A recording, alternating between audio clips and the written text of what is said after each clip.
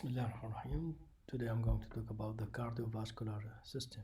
In this lecture, I'm going to talk about the general anatomy of the heart, the pericardium, the structure of the heart, and the pulmonary and systemic circulation. The cardiovascular system, from the name, it consists of two parts. We have the heart and we have the blood vessels. And the heart, which is responsible by rhythmic contraction to transmit the blood toward the organs, and usually these blood vessels will carry the oxygen and nutrient and in turn carries the waste material for the lung, for the liver and endocrine for disposal. The blood vessels we have the arteries, we have the capillaries, we have the veins.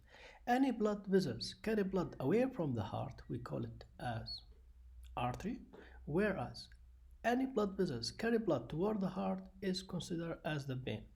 The small blood vessels where the actual gas exchange and nutrient exchange happens is called the capillaries. As I said, the heart through rhythmic contraction pump the blood to whole body. As we know, the blood carries the oxygen and necessary nutrient for normal metabolism of the cells and tissues. As I said, in turn, it transports the cell product from the tissue to the liver, the kidney, lung for metabolism and excretion. We have one term, which is the circulation time. It's the time it takes for blood cells to be transported from one jugular vein around the body. So if we have one red blood cells that found in jugular vein, how much times it takes to travel all around the body? This is called the circulation time. Usually depends in the size of the animal. Usually the large animal, it takes around 30 seconds, whereas in the cat, for example, it only takes 7 seconds. We have two types of circulation inside the body. We have the smaller circulation, which conveys the oxygenated blood from the heart to exchange tissue of the lung, where it's oxygenated before it returns back to the heart. So this one here, you see, this is the right side through the pulmonary artery, pump the blood toward the lung. Then this area where we have oxygenation of the blood return to the heart. This circulation, because it's just limited area between the heart and the lung, we call it the smaller or pulmonary circulation. Whereas the larger circulation, which pump to the oxygenated blood to the whole body and return the deoxygenated toward the heart, we call it as the systemic circulation. And you can see here, this is the left side of the heart, this is the aorta, pump the blood through the aorta and then through carotid to the head area and thoracic, aorta to the organs that found in the thoracic area. Then we have the abdominal aorta, which supply the structure that found in the abdominal and the hind limb region. And we can see here the blood, the deoxygenated, return to the heart, where it will be again going to pump through the smaller pulmonary circulation to the lung for oxygenation. The heart is a central organ found in the thoracic region. In the dog, the heart is found the orientation, we call it the cranium ventrally, and usually the location is between the third and the seventh ribs. Between the third and the seventh ribs. Usually the heart located in the mediastinum, which is the area between the two lungs. This is the area between the two lungs. We call it the mediastinum. So the heart is found in the mediastinum, and the largest part, which about 60%, lying to the left side from the median plane. So the heart is more directed to the left side than it's to the right side. As I said, it extends between the third and the seventh ribs, sometimes between the third and sixth, and sometimes reach to the level of the seventh, as we can see it in the cats and dogs. Most of the surface of the heart is covered by the lung. only limited area from the heart can make a contact with the thoracic wall through some structure found in the lung. We call it the cardiac notch. So again, this is the heart. This is the area between the lungs, which is the mediastinum. We see the heart, the cranioventrally. This is the aorta. We have the aortic arch. Then we have the thoracic and the abdominal aorta. The heart consists of 4 chambers. We have 2 atria, 2 ventricles. We have the right atrium, we have the left atrium, we have the right ventricle, and we have the left ventricles. And usually his heart is surrounded by a serous membrane and fibrous pericardium. This we call it the pericardial tissue. So the pericardium, the heart, is completely invested by the pericardium, and this is the structure which is the fibrous pericardium. Another structure surrounds the heart. This structure here, which is the double serous membrane. This structure here is called serous pericardium. And this serous pericardium, the layer that found directly in the heart is called the visceral layer or the visceral pericardium, whereas the layer that found outside this area here is called parietal layer of the serous pericardium. And the one we can see outside here, this is the same one here, which is the fibrous pericardium. So the heart surrounded outside by the fibrous pericardium.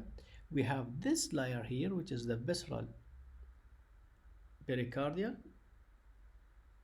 membrane, okay, which closely attached to the heart, and this layer responsible for formation in a layer we call it the epicardium, whereas the parietal layer usually lines the fibrous pericardium. Now the space between the serous and parietal, this space at this area here, we call it the pericardial space. And this pericardial space, inside it there is some fluid, we call it the pericardial fluid.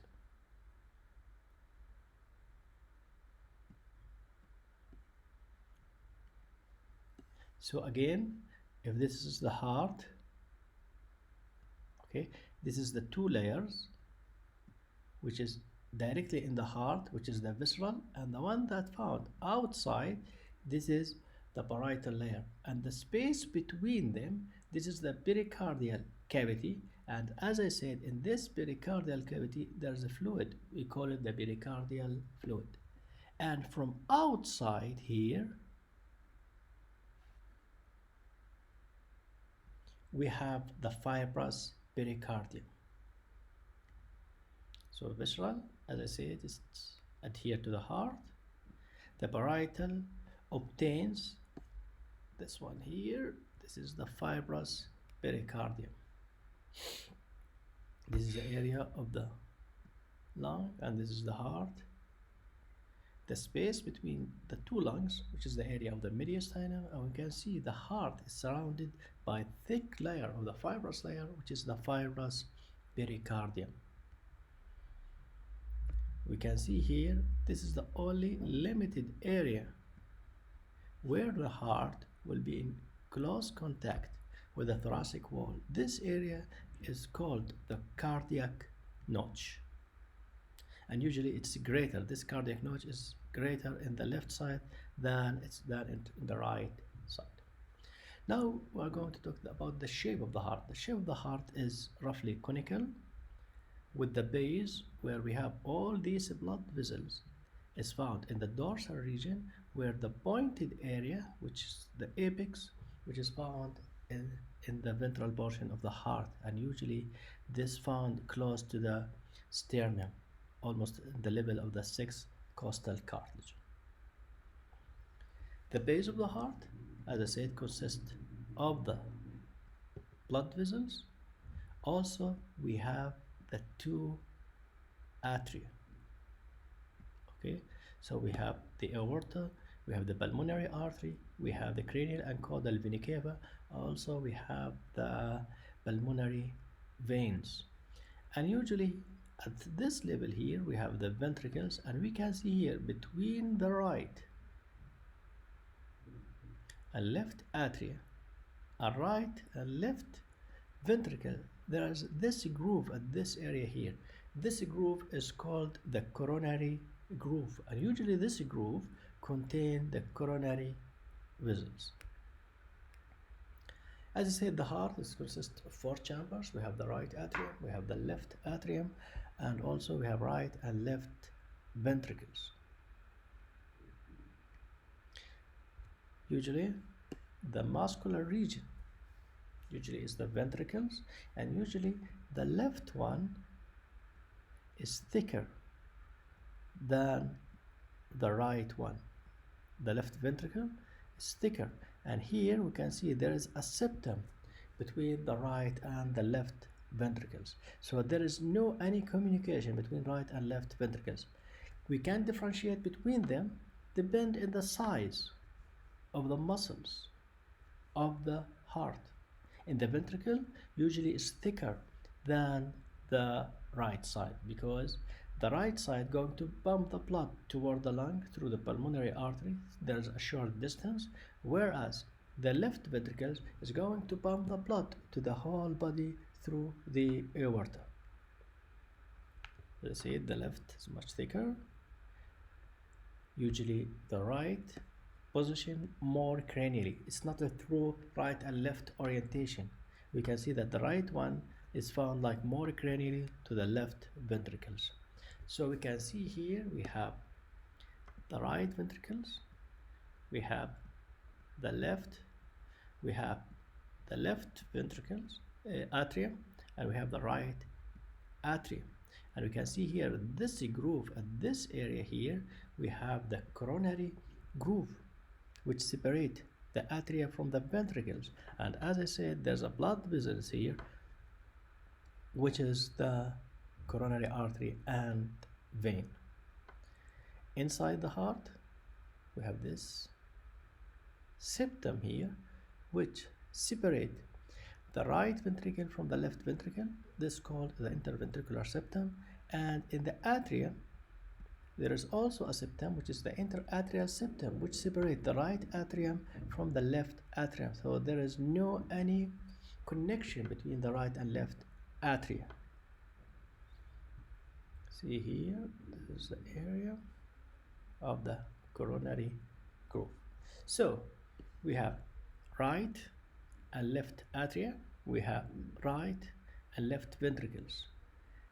There is no any communication between the right and the left atria or ventricles. As I said, there's a septum here which is the interatrial septum, and we have another septum here which is the interventricular septum. There is an opening lead from the atrium to the ventricle, from the left atrium to the left ventricle, and from right atrium to the right ventricle. This we call the atrioventricular valve. If it's found in the left side, it is the left atrioventricular valve, and if it's found in the right side, it's called the right atrioventricular valve or opening, and usually it's guarded by a valve. So this one here, this is from the left atria to the left ventricle, and we can see this is the opening, and usually it's guarded محمي ب left atrioventricular valve. And the same thing here, you have this opening which is the right atrioventricular opening, and again it's guarded by this valve which is the right atrioventricular valve. And we can see here in the middle we have this septum which is the interventricular septum. So now we're going to talk about each one of these. This is the whole thing. This is the right atrium. The blood vessels that enter the right atrium, we have the cranial and we have the caudal vena cava. We have this one here, which is the coronary sinus, which return the blood that supply the heart through the coronary artery. And this one here, we have the coronary vein, and the coronary vein open into the heart through the coronary sinuses. These many blood vessels. Also, we have a vein, which is the right azygos vein, that open directly in the atrium or open into the caudal vena cava, then open into the heart. So these the four major blood vessels that opens in the right atrium: cranial and caudal vena cava, the coronary sinus, which return the blood from the coronary vein, and right azygos vein. Another opening we have here, which is the opening from the atrium to the ventricle, which is the right atrioventricular valve. As I said, right azygos could be entered directly to the atrium, or sometimes attach or enter with the caudal vena cava. At this area here, which is the area between the cranial and caudal vena cava, this area called is the intervenous tubercle.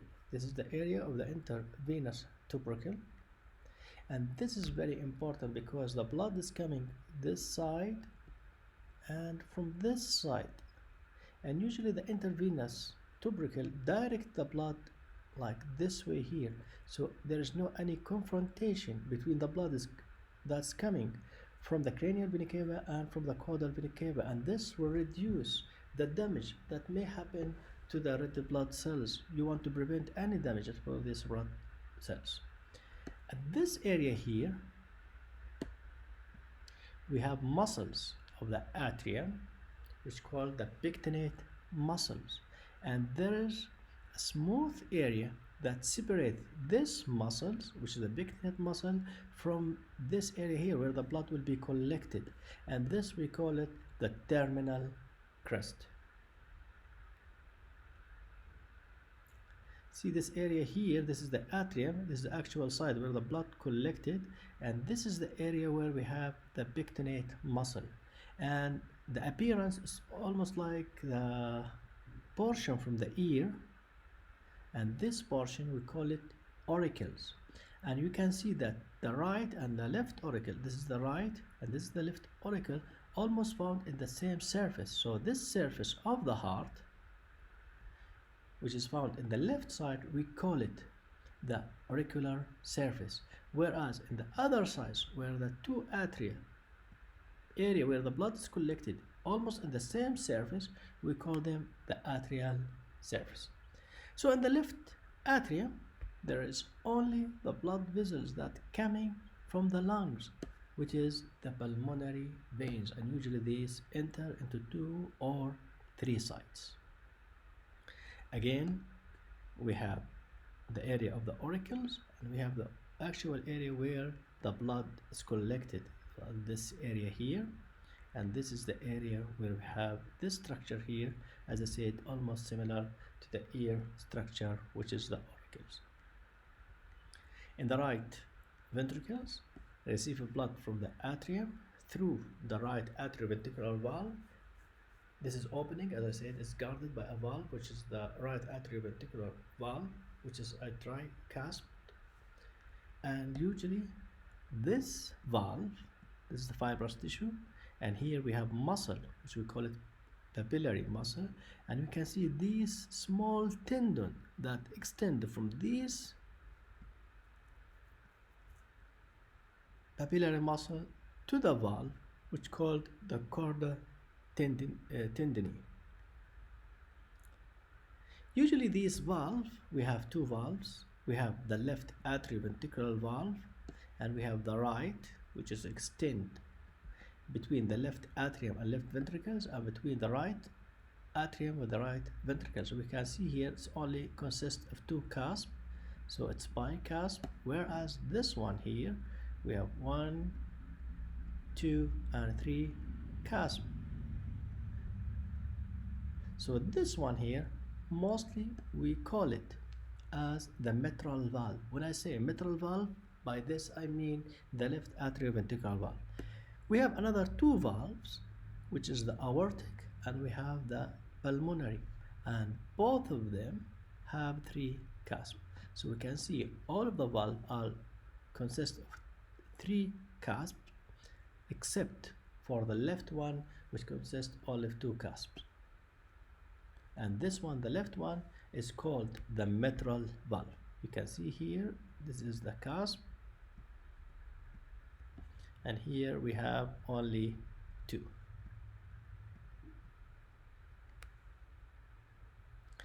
Now it's very important, we need to hear the sound of the heart.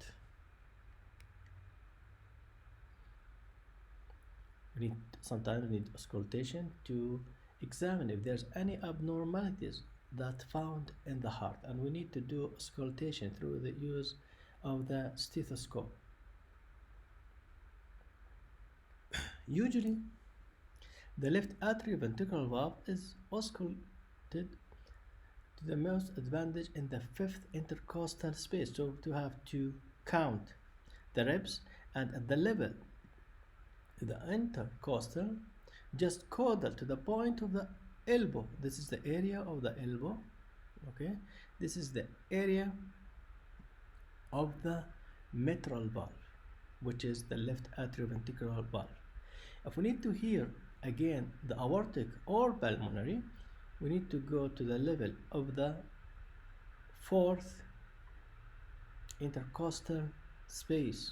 You can see here, this is the aortic, and this one here is the pulmonary. Sometimes we have some problem with these valves, so we need to differentiate which one we have the problem, so we need to know exactly we are going to examine.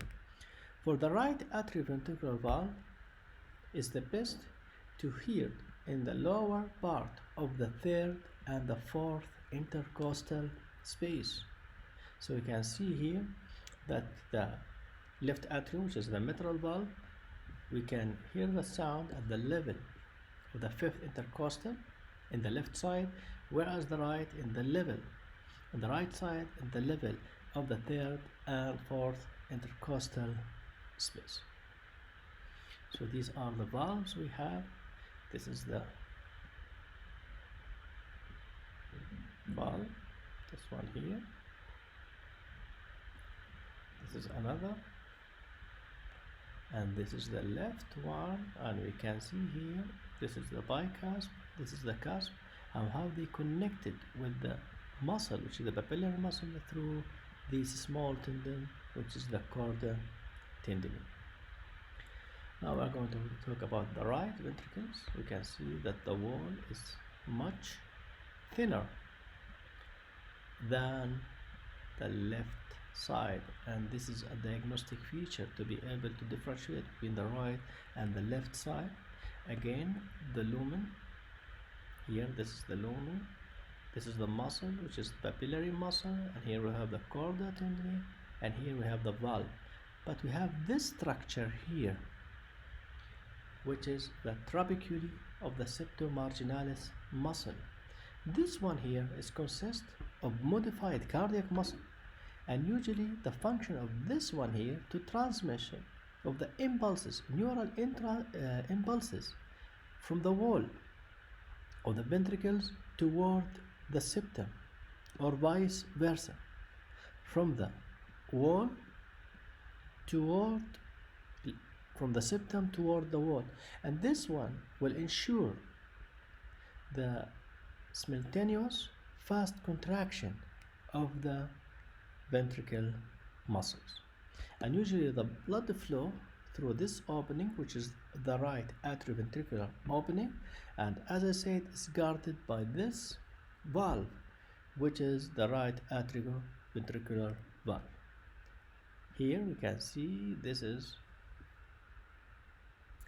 the left atrioventricular valve, which open between the atrium and the left ventricles. You can see here, this is the muscle, which is the chorda tendon, and the muscle we see here is the papillary muscles. For the left ventricles, It's much thicker than the right side. We have the left atrioventricular valve, this one here. As I said, the blood flow from the atrium to the ventricle through this valve, which is very important, the mitral valve. So the mitral valve is the left atrioventricular valve.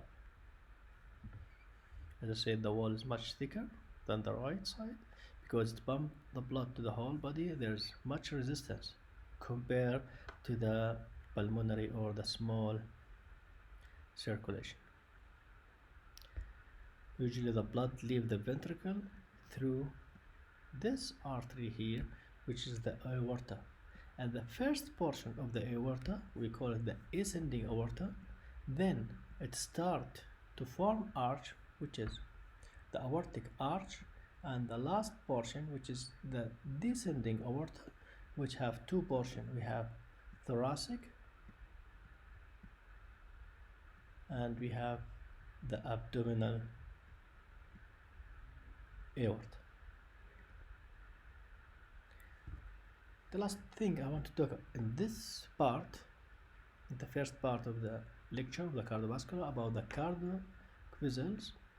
For the cardiac vessels, the heart tissue receives almost like 15% of the total cardiac output from the left ventricle. So every time the heart pumps the blood to the whole body, 15% is going to go to the heart, and usually it goes through the coronary artery, and usually we have right and left coronary artery.